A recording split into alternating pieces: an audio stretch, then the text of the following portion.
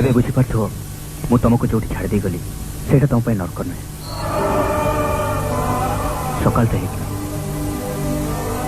At least ସକାଳୁ ତମ ଘର ଲୋକ ଗୋଟେ ଶୁଭ ସମ୍ବାଦ ତାଙ୍କ ଉତ୍କଣ୍ଠା ଦେଇଦେବ।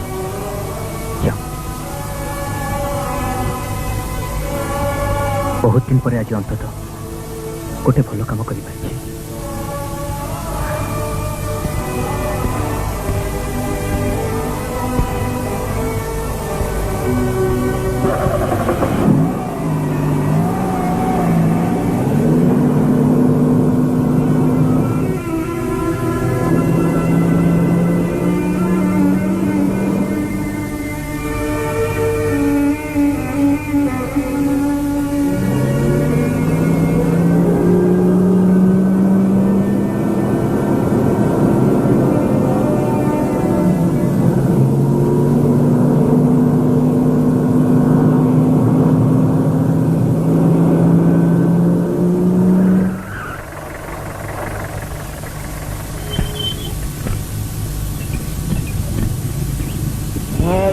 सुवर्णवर्णभं त्रिनेत्रं चारुहासिनी सर्वलक्षणसम्पन्ना मध्येन्दुश्रुतशेखरं चतुर्भुजं शङ्खचक्रधरं बालं स्वरूपिणीं पुत्र त्रिशूल निर्भीनमहिषं सिंहवाहिनीं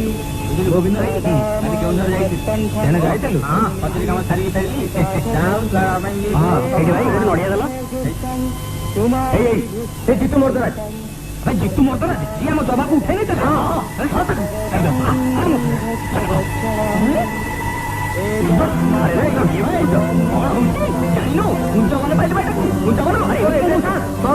ଝିଅକୁ ଉଠେଇ ନେଇକି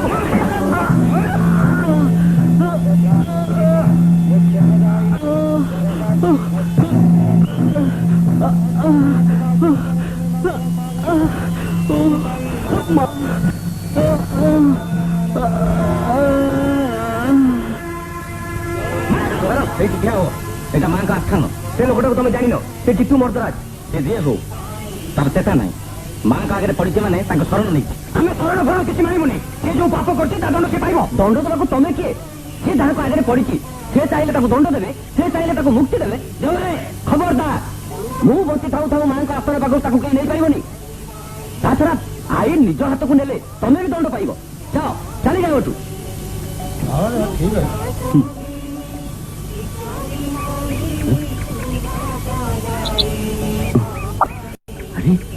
ଚେତା ବୁଡି ଯାଇଛି। ଆରେ ନୀଳମଣି ପାଦ କାଟିକି ଆଣିଲୁ।